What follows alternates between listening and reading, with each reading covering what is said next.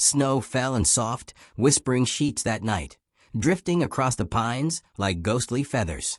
Eli McGraw sat alone in his cabin, the firelight dancing over the rough grain of his table, over the hollow in his cheek where years of silence had carved themselves deep.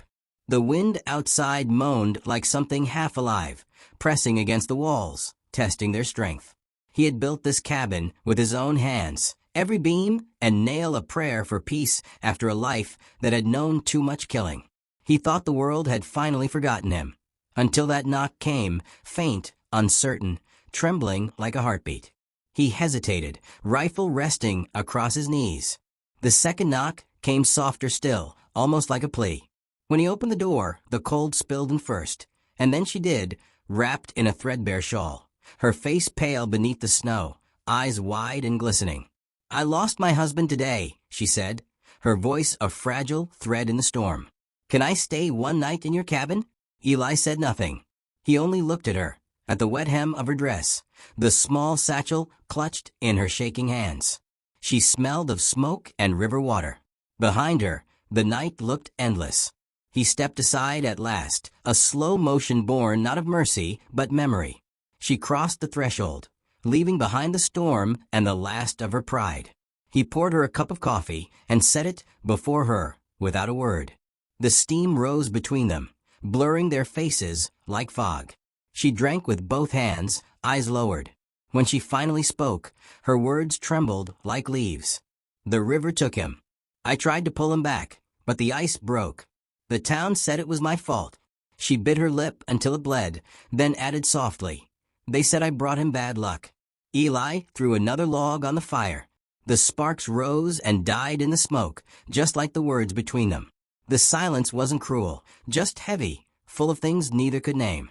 She watched him from the corner of her eye, noticing the rifle above the hearth, the photograph of a smiling woman, the quiet sorrow stitched into every inch of the room. "Your wife?" she asked. He nodded.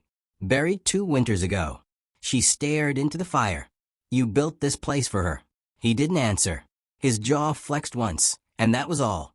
Then came a sound from outside, the crunch of hooves, the murmur of men. Eli rose, crossed to the window, and peered through the frost. Lanterns flickered among the trees. "They're looking for you," he said quietly. Her breath caught. "They said I let him drown, that I cursed him."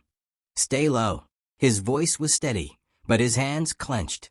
The men's voices faded with the wind, and for a moment all that remained was the crackle of fire and her shaking breath. Morning broke pale and gold. She woke to the smell of coffee again and found him on the porch, sharpening a knife with slow, patient strokes. "You'll freeze out there," she murmured.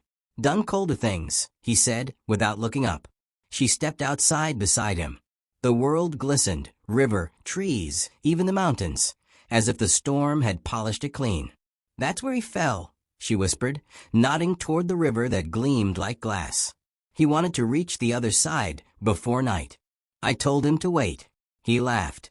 Eli listened, saying nothing. She wasn't sure if it was comfort or indifference, but it felt like peace. Then came the rattle of wagon wheels. Sheriff Boone Carter pulled up, a smear of tobacco on his chin, his eyes hard with suspicion. Old May, the storekeeper, sat beside him, holding the reins. Boone spat into the snow. "Heard you got company, Eli." "A woman from the ridge. Folks say she's trouble." Eli's gaze met his, calm and cold. "She's done nothing wrong."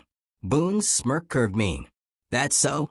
They say she killed her man for his money. And you're harboring her." Eli rose to his full height, the kind that made men remember how small they were. "You know what happens when you go against a town," Boone warned. "I stopped caring what this town thinks a long time ago." May said nothing, but her eyes softened, taking in the 2 broken figures framed by snow and smoke. When the sheriff finally turned his horse and rode off, the sound of hooves faded into silence again. "You shouldn't have done that," Ayanna whispered. "They'll come back. Let them." His voice carried no anger, only weariness, the kind born of too many regrets. She looked at him then, really looked, and saw that same grief that haunted her own heart. Something passed between them. Not love, not yet, just recognition.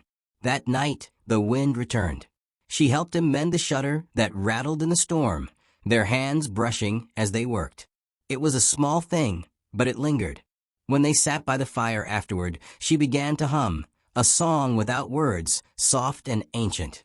He listened, eyes closed. "My wife used to sing," he murmured, almost to himself. She smiled faintly. "Maybe she still does, through your quiet." The fire crackled, throwing warmth across their faces. Then came voices again, louder this time, closer. Eli stood. Outside, lanterns moved through the snow. Boone's voice carried through the wind. "Bring her out, Ila. Don't make this harder." Ayana's face went pale. "They'll kill you for me." "Not while I'm still breathing," he said. He stepped out into the storm, rifle in hand.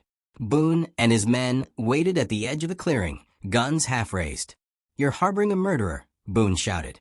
Eli's voice rolled like thunder. "No. I'm harboring the truth you're too scared to see." He fired once into the air, the sound echoing off the mountains. The men flinched, ducked behind trees. The wind tore through the pines like fury. And then Ayana ran out of the cabin, her shawl flying like wings. "He died saving me," she cried. "The ice gave way. I tried to pull him out, but the river took him. I didn't kill him." Her voice cracked, raw and real.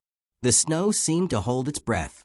Old May rode forward slowly, her lantern lighting her face. "She's telling the truth," she said, her voice trembling. "I saw them leave together that morning. She loved him. The river took him, not her hands." Boone's eyes flickered. For a long moment, no one spoke. Then, slowly, he lowered his gun. "Then you best both be gone by dawn," he muttered. The men turned away, their shadows melting into the fog. Eli stood still, breath rising in clouds, rifle hanging loose at his side. When he turned back, Ayana was crying softly, her shoulders shaking. "You didn't have to fight for me," she whispered. He looked at her, the snow catching in his beard. "Maybe I wasn't fighting for you," he said quietly. "Maybe I was fighting the part of me that let good things die."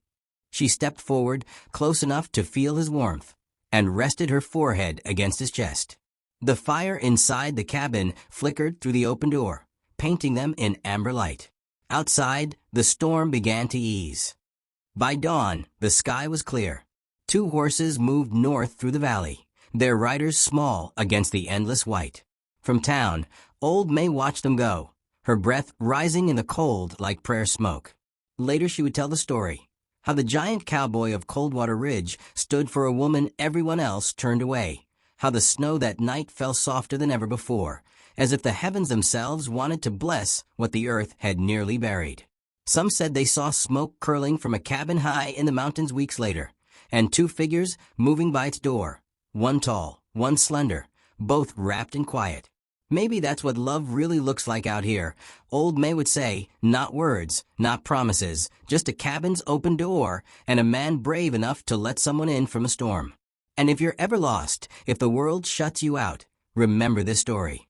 Remember that mercy doesn't always arrive like lightning. Sometimes it comes as a knock on your door, trembling, asking only for one night of shelter, and changing everything you thought you knew about the cold."